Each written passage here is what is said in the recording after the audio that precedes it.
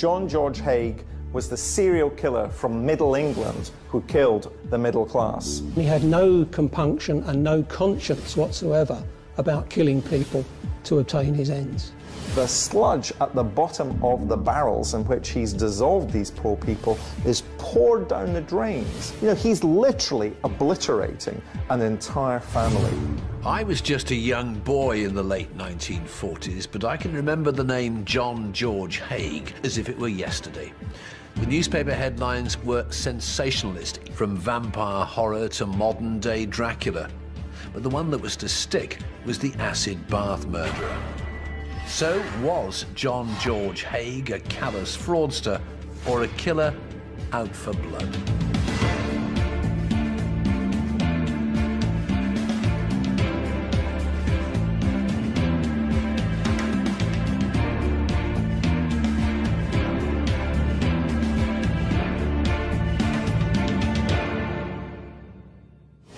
I'm Fred Dinage, and I've been reporting serious crimes for more than 40 years now as a journalist and a television reporter. As the official biographer to the Kray twins, I know that when it comes to crime, the myth can actually take over from the reality of what actually happened. John George Haigh's crimes were some of the most shocking ever seen in Britain. Driven by greed, he killed 6 people, disposing of their bodies in an appalling manner. Plunging the victims into vats of acid, he left no trace of their remains. John George Haigh was born in 1909 in Stamford, Lincolnshire. He was well loved by his parents and was an only child. He had a relatively isolated upbringing. Well, I'm keen to talk to experts and key witnesses with an in-depth knowledge of the Haigh case. Sadly, of course, many of the key characters have now passed away. But I have managed to track down a man with a keen interest in Haigh, David Briffett. In the 1980s, David spent a lot of time interviewing key witnesses and wrote a book about Haigh's atrocities. David, this is amazing because this is the very courtroom in which Haigh was tried and convicted.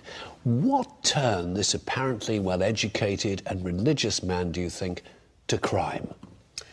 Well, I have a theory about Mr. Haigh, and I'm pretty sure that he wanted to assume the lifestyle of other people that he admired. And the reason for that can be traced right back to his very strange childhood.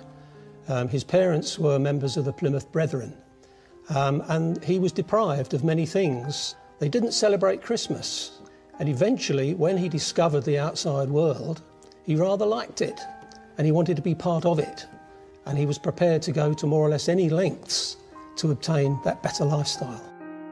At the age of 10, Haigh won a musical scholarship to a Catholic school in Wakefield. Even at such a young age, he was described by his teachers as mischievous. What led him then into a life of crime? Well, there's evidence to show that when he was at school, he was very secretive. He enjoyed playing tricks on people, and he learned very early that he could forge people's signatures. And he used to forge the signatures of teachers, and he got a lot of pleasure out of that, having these secrets. And then he gradually moved into petty crime and into forgery. I want to know how Haigh's early life of crime led him to become a killer. Professor David Wilson is a leading criminologist, and he's taken an in-depth look at the crimes Haigh committed. So tell us about the fraud. I mean, how did he get into that? What was his motivation there? Well, he left school age 17 and worked for a little while in a blue-collar job, but very quickly transferred into white-collar work. And he first comes to the attention of the courts or to the police because he tries to fraudulently sell cars that don't belong to him. So the motivation, psychologists, criminologists would say his motivations were extrinsic. They were outside of his own personality. His motivation, in other words, was simply to make money. But of course he had the most convincing manner and he could talk anyone round to do anything. He was a wonderful salesman. He could charm the birds out of the trees. He always dressed very well. He liked the best suits.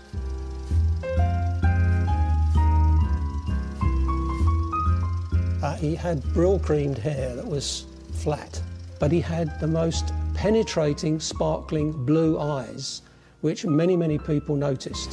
In 1934, Haigh used his charming manner to persuade people to purchase vehicles that didn't exist. It wasn't long before the money was rolling in. Haigh wrote many letters documenting his early life and his atrocities. Haigh said, "I discovered there were easier ways to make a living than to work long hours in an office. I did not ask myself whether I was doing right or wrong. That seemed to be irrelevant. I merely said, this is what I wish to do." He always, I think, reading through the lines, felt slightly outside of the culture to which he belonged. And so a lot of his life, it would seem, was about playing a part. So he always wanted to drive fast cars, to look the part, to be fashionable, to have money. He often gives the impression of trying to live above his means.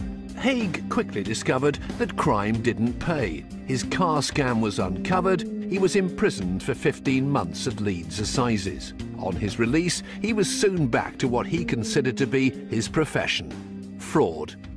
One of his major frauds was committed in Surrey and in Sussex. In fact, he opened 3 offices as a solicitor. He never was a solicitor, of course, but he opened 3 offices, one in Chancery Lane in London, one in Guildford in Surrey, and one in Hastings in Sussex. And he called himself William Cato Adamson, and he had some wonderful headed notepaper printed. And then he began placing advertisements in local newspapers offering shares for sale, shares that supposedly had come from the estates of deceased persons. And he was offering them at slightly below the market rate. And of course, people were very attracted to that and began sending in cheques to this solicitor. Haigh lived very well off the cheques. However, he was caught out because on one of his headed notepapers, he had misspelt the word Guildford, and he had left out the D in the middle. And one of the prospective purchasers spotted that, went to the police, didn't think a solicitor would make a basic error like that, and Haigh was arrested as a result of that error. Well, according to court records, Haigh was imprisoned 3 times between 1934 and 1943 for theft and fraud. But prison life didn't dampen his desire to make money. He knew if he was to become a part of high society, then he'd have to learn how to commit the perfect crime. Haigh's time in prison was far removed from the lavish lifestyle he aspired to. He thought himself a class above the petty criminals that he was now rubbing shoulders with. I'm about to meet a man who knows what life is like in Britain's toughest prisons.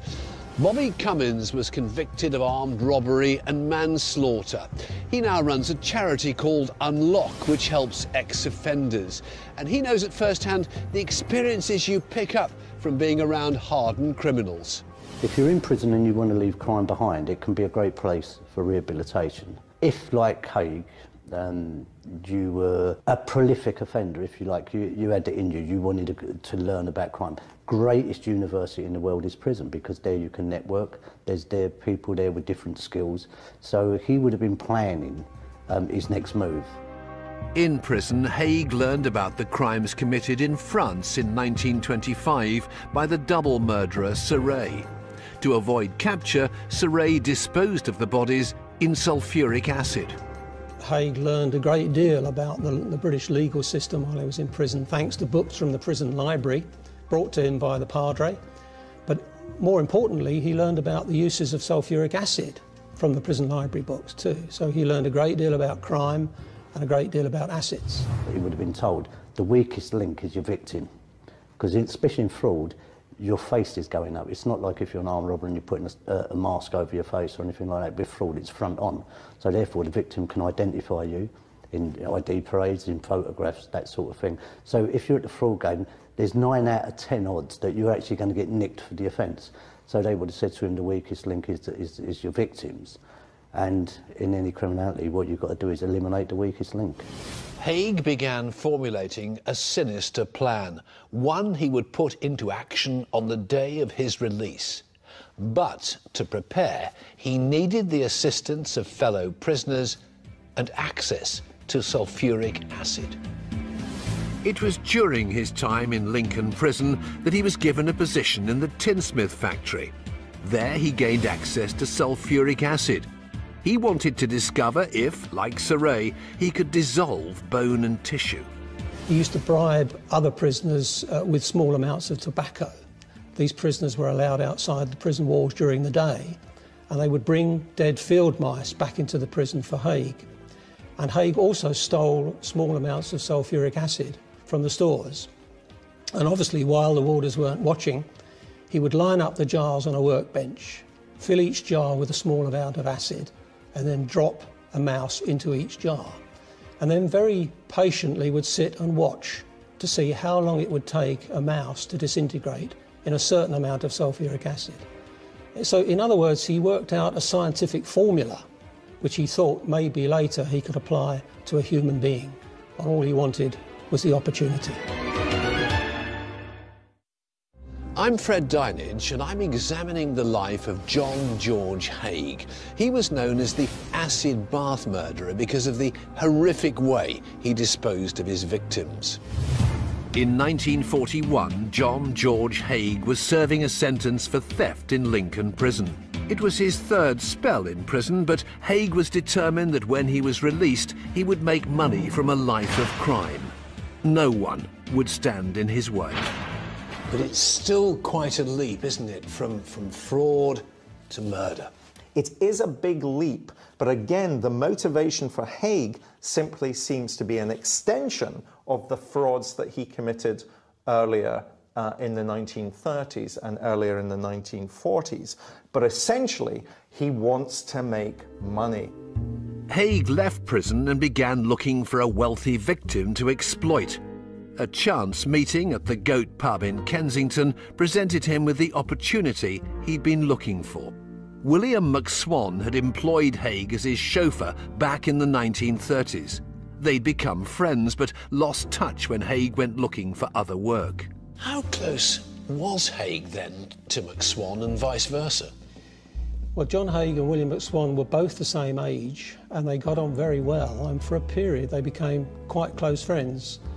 Haigh certainly admired young McSwan's lifestyle because he used to collect the rents of the 6 McSwan properties in West London. And I think Haigh watched him do this job and realised that he was obtaining quite a nice sum of money every week that his family lived on, and he wanted that lifestyle. Haigh regaled his old boss with tales of his own recent business ventures, although he'd actually been in prison. Over the next few days, they would meet several more times. Haigh was just waiting for the perfect moment to put the plans he'd hatched in prison into action. Haigh said he had an engineering workshop. McSwan said he had some pinball machines that he wanted repaired, and Haigh said he would do the work, and he invited McSwan down to the basement. No one truly knows what happened to William McSwan. Haigh's own account recalls that his old friend asked him to look at a pinball machine. With his head bent, Haigh pulled out a metal bar and killed William McSwan with several heavy blows. Haigh was left with the body of his murdered friend. Using the skills he'd learned in prison, he dumped his first victim in acid. He'd stolen an oil drum from an old wartime bomb site, and he got the body of McSwan into the oil drum, and then he began the macabre business of filling it with acids. In order to protect Haigh from the acids, he developed a very sophisticated uniform, which consisted of a large rubber raincoat, rubber gloves that came up to his elbows, long thigh-length wader boots, and on top of that he had an old leather butcher's apron. And to protect his nose and his eyes and his mouth from the fumes of the acid, he stole a wartime gas mask. So you can imagine this figure must have been a very, very sinister sight indeed. not easy to lift people and put them in vats of acid, is it? No, it isn't easy at all. And so there's obviously some physiological strength that he needs, as well as the psychological strength to be able to go through the process that he would go through. And that does seem to me to take a certain type of mentality, a certain type of psychology to be able to do so. That ability to compartmentalize his life seems to me to be quite extraordinary, and in Haigh's case is one of the consistent features of his behavior. The first murder. How momentous would that have been for him? How difficult? What you're talking about now is a con man who's glib-tongued, suave, sophisticated, knows his trade. Now you're going into murder. Totally different ballgame. Killing another human being is one thing. Being able to dispose of the body is another, and be able to come to terms with that. Now, if you can come to terms with that, once you've done one, half a dozen ain't too many. Haigh had successfully killed and disposed of his friend's body. The problem he now faced was covering up McSwan's disappearance. He went and saw his victim's parents and told them their son had fled to Scotland to avoid conscription. Naturally, they were upset, but they had no reason to disbelieve Haigh's story. It was a mistake which was to cost them their lives. Haigh began to befriend William McSwan's parents. His trusting manner charmed the couple into employing him as a rent collector. It was the job that their son had been doing before his disappearance. The money he made from them afforded him a good life. Haigh's intention was to get hold of the McSwan properties, and he obviously discovered that the deeds of all the properties were in the names of the two senior McSwans. And it was in 1945 that he invited Donald McSwan to come down to the basement. And the story was that their son was making a surprise visit back from Scotland and would be reunited with the father in the basement.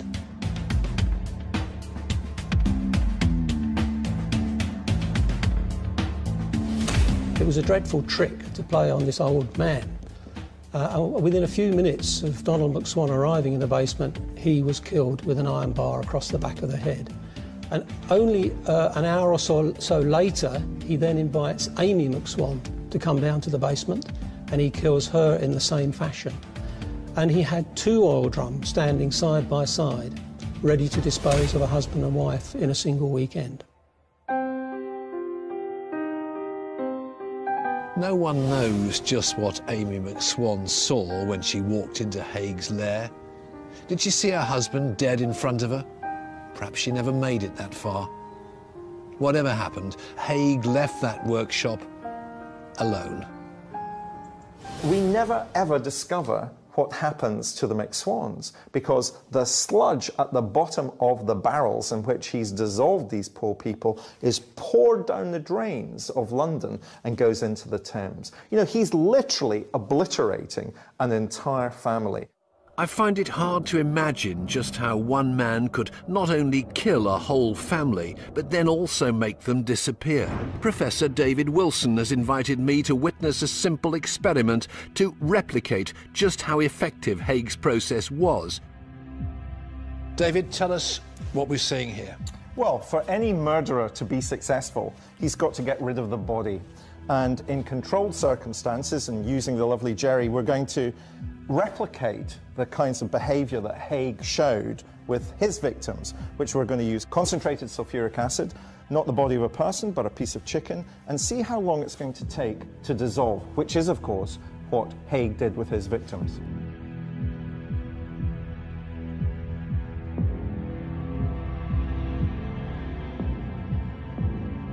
Now, of course, remember, it's a microcosm, so we've only got 2 litres of concentrated sulphuric acid.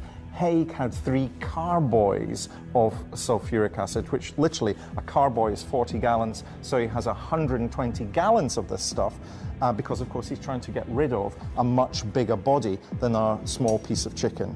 The process of purchasing sulphuric acid is the same today as it was in the 1940s. You can only buy it from a licensed supplier, and you need to give a clear reason for its use. Not a problem for a fraudster like Haigh.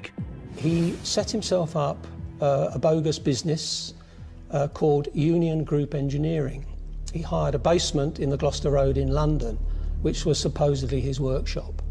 But he began to stockpile quantities of acids. He bought these acids by sending off letters, and when he signed a letter, it was from liaison officer George Haigh, and no questions were asked. The delivery took place. Well, the piece of chicken's been in there, what, 5 minutes, and already it's appearing to, if you like, cook. Yes, well, it's going to burn. This is the process of how the body fat will disappear. How difficult would it have been for him, do you imagine, to do this for the first time with a human body? Oh, incredibly difficult. Most murderers, when they start, if you think of murder almost as a skill, when you pick up a skill for the first time, you're not very good at it. And of course, most murderers are dealing with a range of emotions that they're going through when they have the control over their victim. Some of them might be excited, some of them might be frightened, some of them might be anxious. But of course, they're learning how to deal with somebody they've got in their complete and utter power, as Haigh did. The only people that kill on the spur of the moment are the sort of people that are domestic killers, and we call that the red mist. It's done in anger, they lose their faculties, and they kill. When you actually plan murder, is the systematic shutting down of your own humanity, if you like. You know, it's the same as when you're doing violence. When you're doing violence for money, what you've got to do, you've got to shut down every emotion, every feeling, everything about it, and it's just that bit of work to be done. And that's what he would have practiced while he was in prison, is shutting off emotion. You've got to be able to shut off emotion, otherwise you couldn't do it. After murdering the McSwans, Haigh forged their signatures and made people believe they'd emigrated to America. He then successfully sold off their assets, allowing him to lead the lifestyle he aspired to. Nobody questioned the young charmer, and he made himself just over £100,000 in today's money. So now he's a wealthy man. He was, for a period of some 3 years, he lived off the McSwan money, and it amounted to several thousands of pounds, which in today's money we think was probably about £100,000. And he had a wonderful life for about 3 years. This was just what he was aiming at. This was the lifestyle he'd been seeking from the beginning, and he had achieved it. Haigh was finally living the lifestyle he craved, staying in exclusive hotels, buying expensive cars, and entertaining the upper classes. With no other income, his fortune quickly began to disappear. He should have been able to survive comfortably on the money that he'd got, but he squandered it, didn't he? Yeah, because easy come, easy go. He's got £8,000 this time, and he's spent that. Well, next time he'll get £12,000. There's a recklessness to his behaviour. It's not that he's complacent. It's more that once he hasn't been caught, once that metaphoric hand on the shoulder didn't appear, he begins to feel himself quite invincible. I suppose once you've got away with one murder, and then a second, then a third, how do you reverse? How do you stop that behaviour? Living the high life, Haigh's greed meant he needed to find another victim and kill again. I'm Fred Dinage, and I'm investigating the crimes of George Haigh, the man known as the acid bath murderer. In 1946, he'd killed the 3 members of the McSwan family and disposed of their bodies in acid. Their murders had netted him a small fortune, but the money began to disappear almost as quickly as his victims had. Haigh's very interesting as a serial killer. He's not typical by any means. For one, he's killing a very different group of people. He's killing wealthy, middle class, upper middle class people, people who are going to be missed, because that's not the common pattern of serial killing in Britain. By 1947, the thousands Haigh had made from killing the McSwans had been blown on his lavish lifestyle. Overdrawn and being chased by creditors, he knew what he had to do. Haigh needed to find new victims, but he had another problem to deal with first. He no longer rented the workshop in London where he'd carried out his previous killings. He was looking for a new, quiet location. That's exactly what he found here, at Leopold Road in Crawley. He rented the workshop and moved his acid, raincoat, gloves and gas mask into his new centre of operations. Now Haigh needed to find particular types of victims to charm. They had to be wealthy and, crucially, the sort of people who wouldn't be missed. I mean, you've done time with fraudsters, you've known a lot of fraudsters. What's the technique that someone like Haigh uses to, if you like, con his victims? It's charm. Also, it's... I talked to a famous fraudster once, a con man, and he was probably one of the best in the world when I was in prison. And millions of pounds was involved. And he said, you can only con a greedy person. He fed their ego.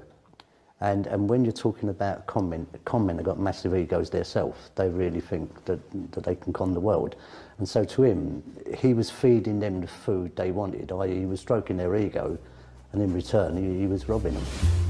Haigh answered an ad for the sale of a house in London. He offered the wealthy owners, the Hendersons, more than the asking price, telling them it was undervalued. He managed to get himself into the company of a very fashionable London couple named the Hendersons, Archie Henderson and Rose Henderson. They were quite wealthy. They owned a block of flats and they owned a small shop called the Dolls Hospital in West London. And Haigh considered these to be ideal victims for the acid bath and for him to take over their lifestyles. He simply is very good at trying to identify suitable victims to bump off, whom he will be able to use to gain more and more income. Haigh led Archie Henderson to believe that he was a successful businessman with an engineering company in Crawley. He proposed a joint venture, and Henderson agreed to visit Haigh's site on Leopold Road. On the 12th of February 1948, John Haigh brought Archie Henderson to see his new workshop here in Crawley. They went inside the workshop, and when the unsuspecting Henderson turned his back, Haigh produced a revolver and shot him in the head. The revolver had actually belonged to Henderson himself, and Haigh had stolen it from the Hendersons' flat. He taught himself how to use it, and within a second or two, he had shot Henderson dead. He then went back to the Metropole Hotel to tell Rose Henderson that her husband had been taken ill in Crawley and would she come up to see him. And without any question at all, she jumped into the car and was brought up to Crawley, supposedly to have a reunion with her husband. But within a few seconds of her walking into the workshop, she was shot dead too. And for the second time in his career, he had two oil drums standing side by side, ready to get rid of a husband and wife.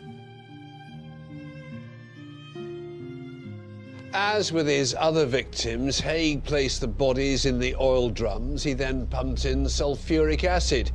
He went away for the weekend, and when he returned, he was going to pour away the sludge that had formed. But there was a problem. The basement in London had a convenient drain down which he could dispose of the residue of the bodies. When he moved to Leopold Road in Crawley, there was no drain, and he had to wheel the drums out of the workshop into the yard, and it was a builder's yard, but it was full of rubble. And he found a nice corner where he could empty the drums into the rubble. It's been an hour since Professor Wilson began his experiment to replicate how Haigh used sulphuric acid to liquefy his victims' bodies. A murderer, if he's organised and successful, gets rid of the body. He hides the body, he buries the body. In Haigh's case, he wants to completely obliterate the body. Now that's partly because Haigh misunderstands this legal term called corpus delicti, which means the body of evidence. Haigh misunderstands this and thinks if there's no body, as in the body of evidence, he can't be charged. But of course that's his misunderstanding of that phrase, corpus delicti, which simply means that there's evidence, a body of evidence, to be able to convict the culprit. And what should happen to this piece of chicken is what did happen to Haig's victims? Yes, well, it's going to burn. This is the process of how the body fat will disappear. But remember, this is part of Haig's misunderstanding of the experiment. Haigh thinks everything is going to disappear. There's going to be literally nothing left. Whereas in fact, there is going to be a residue, and it's that residue that's going to be very important in bringing Haigh to justice. For now, Haigh was still at large. He'd pocketed over £200,000 in today's money from the Henderson murders, making people believe they'd emigrated to South Africa. Once again, he's in the money, and once again, he managed to spend the money. Yes, he made another nice nest egg out of the Henderson's money, but whereas the McSwan money lasted 3 years, the Henderson money only lasted a year, as if his spending had accelerated at quite a rate. And he's in the red yet again in 1949 and looking for another victim for the acid bath at Crawley. Haigh had been a permanent resident at the Onslow Court Hotel in Kensington for several years. Surrounded by a variety of wealthy targets, he just had to choose his next victim. Flossie Franklin and her friend Sally were regular visitors to the hotel. Their nephew, Richard Franklin, remembers how they came face to face with the killer. Tell us about your aunts and their relationship with the Onslow Court. Well, my aunt Irene, known as Flossie, and Sally were very typical country women. They would come up to London once a fortnight to do their shopping at Harrods, as you do, and have their hair done. And they would spend the weekend at the Onslow Court Hotel, which was very comfortable. They could feel at home, and the sort of people who went there were similar people, probably people who were living on family trusts. But, I mean, it is significant, this, because the money that they would have was probably not as much as they would like to have had. So I think if a very smooth operator comes along and chats them up and tells them about his wonderful business opportunity, and I think they might have thought it was, that's rather exciting. Perhaps we can improve our income a little bit. Did your aunt ever say to you that she'd had conversations with Haigh? Oh, yes. Yes, he used to sit down and have tea with them. He was charming. He would go around, and obviously he was sussing out the field. If serial killers had horns on their heads, if they looked like the devil, you would avoid them. But of course, if they're charming, if they're plausible, if they're entertaining, then of course you're going to trust them a lot more, and they can gain access to you to potentially become their next victim. Your aunt could easily have been, for all we know, his next victim. Oh, I think she undoubtedly was on the list. I don't think there's any question about that. I mean, if he'd had tea with them once, and thought they were sort of not what he was looking for, he wouldn't have bothered to have tea with them again. And I think they had quite a lot of truck with him. Would your aunt, do you think, had he persisted in, for want of a better word, chatting her up, yes. Had he persisted, would she have been gullible enough, do you think, to Oh, yes. Oh, yes, I think so. My aunt would rush into anything. She would be easily duped. I think if it had got to an actual invitation to go to Sussex, I think my aunt would have said, oh, how lovely, yes, shall we drive in your car or mine? Bless her, she was well named as Flossie. I think she would have been, you know, sort of upended into the barrel of acid straight away. Richard Franklin's aunt appears to have had a lucky escape, but the same can't be said for another resident of the Onslow Hotel, Mrs. Olive Durand-Deacon. Even these names sound wonderful, don't they, Fred? The Onslow Court Hotel, Mrs. Durand-Deacon. You can tell the kind of character that Haigh is attacking. Haigh managed to sit at the same table as her in the dining room, and they got chatting about all sorts of things. He must have discovered that she had quite a nice little nest egg tucked away in the bank. In fact, she had £36,000 worth of stocks and shares. Haigh befriended Mrs. Durand-Deacon, and over several dinners she explained about her ambition to start a cosmetics business producing false nails. It was music to the fraudster's ears. They agreed to become business partners, and Haigh suggested she visited his premises in Leopold Road. What do you suppose her reaction would have been when she opened the door to this ramshackle premises?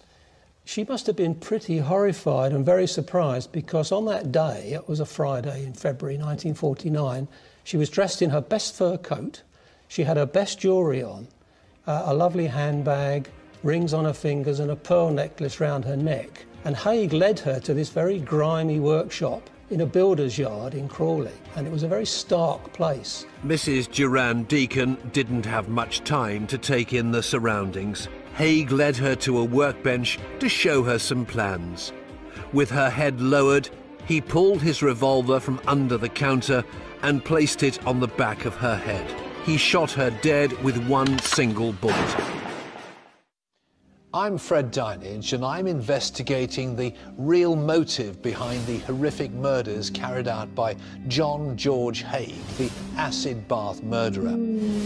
His thirst for money compelled him to kill 6 people. He thought he'd never be caught if he disposed of his victims' bodies in acid. Haigh's 6th victim had been a wealthy widow, Olive Durand Deacon, a fellow resident of the luxurious Onslow Court Hotel. He's running out of control, Fred. He doesn't know how to put the brakes on, nor does he, I think, want to put the brakes on. Once he's on this journey, he's going to continue on this journey until he's actually stopped. Haigh had to dispose of Mrs. Durand Deacon's body, as with his previous victims, he placed her corpse into a bath of acid. Once she was in the drum, he took a tea break. He came out of the yard, he walked up the Ifield Road, and he went to a cafe called the Ancient Priors, and he ordered himself poached eggs on toast, and he had a long, friendly chat with the proprietor of the cafe, as if nothing had happened. And then, within half an hour, he had strolled back to the workshop to carry out the disposal of Mrs. Durand Deacon. Haigh poured the remains of the acid into a corner of his yard. He then returned to the Onslow Court Hotel to cover his tracks. However, he hadn't accounted for the fact that, unlike his previous victims, Mrs. Durand Deacon would be missed. For a couple of days, he looked as though he'd got away with it, but in fact, whereas no one had reported the other 5 people missing, 2 days after Mrs. Durand Deacon had failed to return to the Onslow Court Hotel, her best friend, Miss Constance Lane, decided that she would go to Chelsea Police to report her as a missing person. The police visited the Onslow Court Hotel to conduct inquiries. One officer felt that 39-year-old Haigh was out of place amongst the elderly residents. Checks revealed that Haigh had a criminal record for fraud, and the police started to look into the business activities of this supposed gentleman. The police quickly discovered Haigh's workshop here in Crawley, but nothing could have prepared them for what they found. It was like a scene from a Hammer horror movie. On the hunt to find evidence that would incriminate Haigh, Detective Sergeant Pat Heslin forced entry into the Leopold Road workshop. Heslin walked straight into Haigh's workshop of death and discovered all his implements. Heslin recovered the revolver and the bullets. He also recovered a small little bit of paper. It was a receipt for a dry cleaning shop in Reigate. He went there on the Sunday and he recovered a fur coat. It was the fur coat belonging to Mrs. Durand Deacon. Haigh realised that the game was up at that point, so he changed his tack completely and he decided to make a confession. He confessed to killing Mrs. Durand Deacon, but then to the astonishment of the police, he began telling them all about the other 5 killings and the disposals. But he thought that they couldn't touch him. Haigh believed the acid had dissolved his victims, and if the police couldn't find a body, then there were no legal grounds to convict him. He was wrong on both counts. Our experiment with Professor Wilson reveals the error that brought Haigh to justice. So, David, is our chicken after just 2 hours in the sulphuric acid? We can see that the chicken is obviously diluted inside. Some of the body fats have been burnt off. There's a change in colour. And we used another piece of chicken in sulphuric acid, which has been diluting for 1 day. And here's the result. It's this sludge, this type of sludge, though, that's going to be the beginning of his downfall in relation to Mrs. Durand Deacon. One of Britain's leading forensic pathologists, Professor Keith Simpson, was brought in to examine Haigh's premises. In the corner of the yard, he discovered 28 pounds of human body fat, part of a human foot, and a set of dentures which were shown to belong to Mrs. Durand Deacon. Haigh became desperate. He had one last con up his sleeve he believed might save him from the gallows, a plea of insanity. Haigh claimed that all his crimes had been committed to satisfy a lust for blood. Haigh put this blood drinking claim into his statement at a very early stage. So if he was doing it, he was acting very cleverly indeed. But I think he was putting it in to perhaps try and show that he was insane. And in fact, that was the defence that was given at his trial, that he was insane and therefore shouldn't hang. In July 1949, Haigh's trial for murder began at Lewes Crown Court. Now, such a sinister set of killings had generated huge public interest, and the streets outside were packed with people curious to take a look at the man the press had labelled the vampire. Vernon Evershed remembers the trial as if it were yesterday. If you hadn't have known what he'd done, was he the sort of bloke you could have... Passed in the street? Yes. Yes. He could have been a bank manager. That's what he looked like. Immaculate. Vernon was a copy boy working for the local newspaper.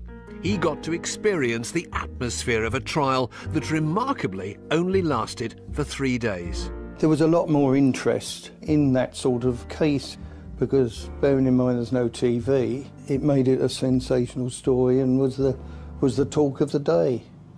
People talked about it at work. What's happened today, you know? They've brought the oil drums in today and all this sort of business. There were 33 witnesses. Some of them virtually only said one or two words like yes or no. You know, did you see Mrs. Durand Deacon come back into the hotel? No. During the trial, Haigh's defence team didn't deny the murders.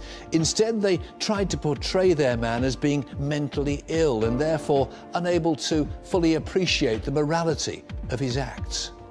And Haigh's claims that there were other victims who he'd killed because he wanted to drink their blood. Yeah, well, there was no other circumstantial evidence, and the police never followed those up anyway. Blood drinking was another part of the ploy, because of the fact that one of the doctors said in between the disposing of Mrs. Durand Deacon, he went to the George Hotel in Crawley and had poached eggs on toast and then came back and had a pint of blood.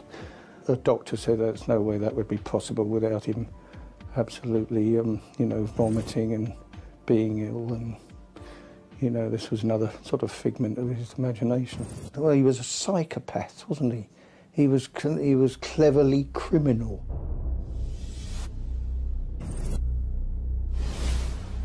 It took the jury just 15 minutes to come to a conclusion. Haigh was found guilty and sentenced to death. There was almost a sort of, I can't remember clapping or anything, but there was a sense of justice will be done. You know, when the sentence of death was pronounced, they said to him after he was sentenced, "Have you anything to say?" And all he said was nothing at all. The feeling was he deserved all he was going to get. From Wandsworth Prison, Haigh wrote letters to his family. There were no signs of remorse for his victims. Well, in fact, the insanity plea was never going to be really successful, was it? Because we know that he killed for money. He was quite careful about trying to cover his tracks. Indeed, we never discovered the Hendersons that he murdered.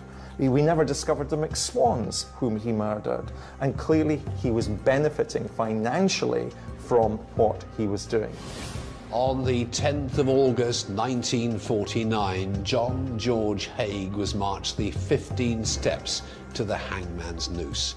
In the time it's taken me to recount this story, the acid bath murderer was dead.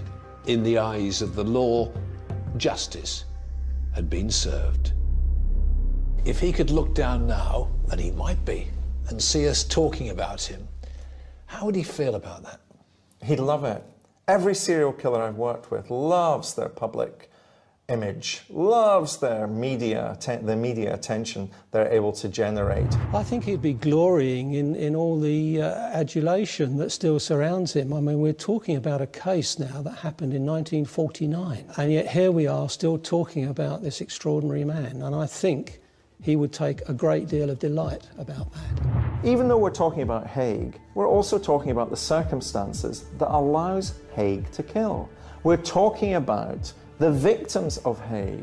We're talking about those people who really matter. We're talking about the circumstances that some people can use to commit murder. And that, to me, is far more important, rather than giving celebrity to the likes of Haigh, even though Haigh would have loved the celebrity. I set out to discover what could make a man murder 6 people and dispose of their bodies in such a callous manner. From the evidence I've heard, he was a cold-hearted killer, a man with no conscience who would do whatever it took to make money and satisfy his aspirations to live the high life. For George Haigh, though, his crimes didn't pay. Get a little bit of gasoline, walk up to another crime scene.